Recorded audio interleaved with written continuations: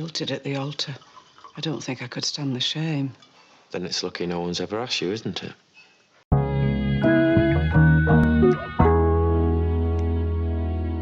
Edith is finally getting married, and as she puts it, Something happening in this house is actually about me. and I agree, we haven't seen Edith with something serious going on for her, but I know how this ends. Bates is in jail and Anna does visit her husband often, and though these two are still going strong, the separation is hard on both of them. Anna is trying to uncover anything that would get Bates' conviction overturned. We know Vera framed Bates for her death, so there must be something that Vera overlooked. Anna goes through Vera's letters and that sort of stuff and lands on a Mrs. Bartlett. She was a neighbor of Vera's and Anna manages to bribe her to start talking. She firmly believes that Vera was killed by Bates, and she says this. It's raining, and the gaslights seem to catch in the drops and make a sort of halo around her.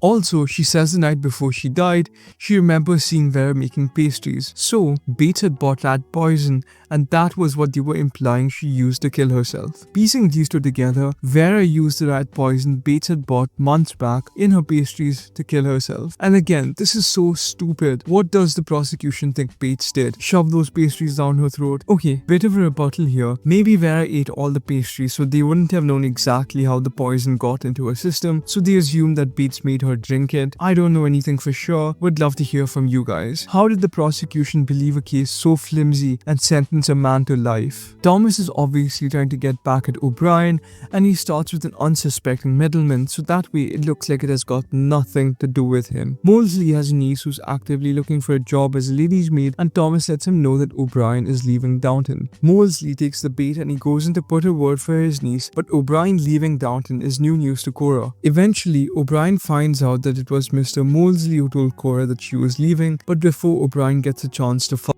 him up, he tells her that it was Thomas who told them that she was leaving, but he probably made an honest mistake. Sir, you literally saw him robbing Mr. Carson in season 1. Put 2 and 2 together, this man is up to no good. Matthew gets a letter from Reggie Squire's lawyer, written by Reggie to Matthew. He also brings the fortune Matthew's supposed to inherit, but Matthew won't touch it. Matthew also can't bring himself to open the letter because It'll be a paean of praise. How Lavinia could not have found a better man. at least Mary has some sense about her, and she reads his letter. By the contents of it, Reggie seems to have had full knowledge of what happened between Matthew and Lavinia, and he says that he was impressed/happy that Matthew would still keep his word and marry Lavinia, and since he does not have a lot of family around, he decided to add Matthew to his list of heirs. Are you sure you didn't write it? Matthew, please shut up. This pisses me off so much. Why do you not want this to be true? Clearly, for Reggie to have known what happened, Lavinia would have had to write to him a few hours before her death, and to Matthew's knowledge, Lavinia never wrote such a letter. Mary asks the servants if anyone had posted a letter for Lavinia, and as it turns out, Daisy did. Matthew finally concedes and accepts the money. Edith's wedding day finally arrives, and I don't think I've ever seen Edith look this happy. Edith is so excited for this, and this is the first time Edith and Mary have said something nice to each other too. The blushing bride comes down the aisle on her father's arm, and just as the priest is about to begin, Dearly beloved, we are gathered. I can't do this.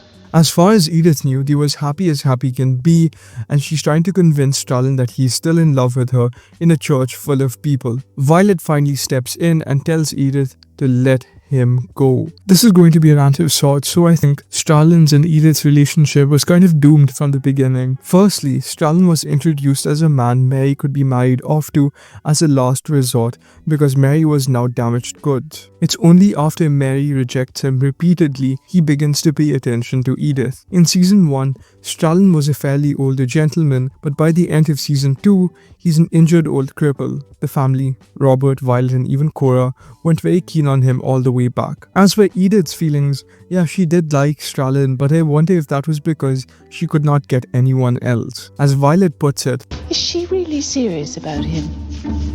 Any port in the storm? I know getting jilted at the altar is terrible, but in a way I'm happy for Edith because she did not have to end up with that loser.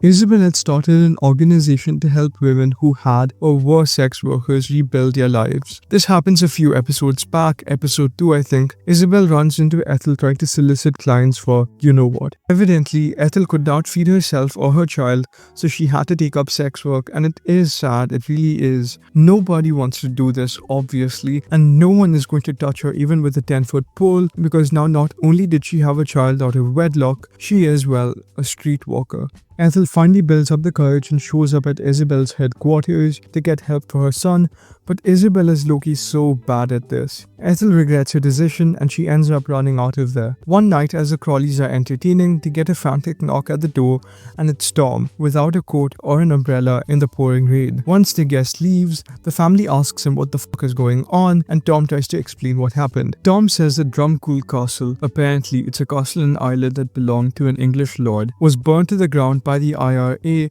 after the family and servants were turned out. Well, actually, yes and no. That house was hideous.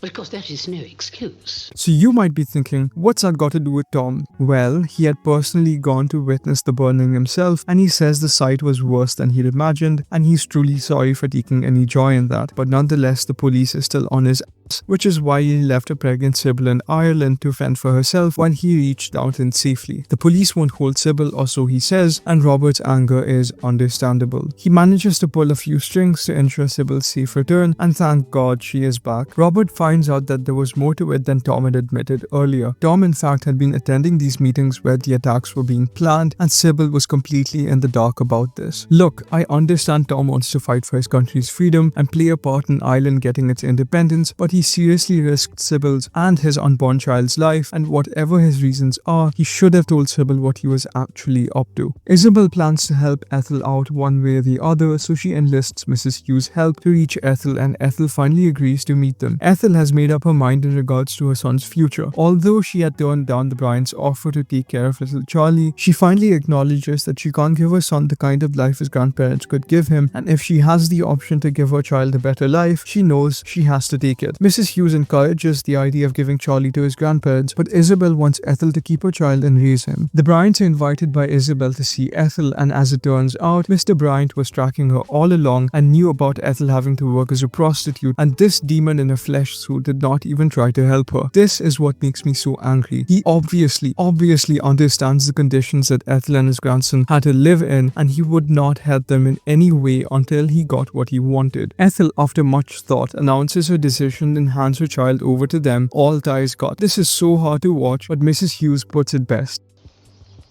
You've done the right thing for the boy, Ethel.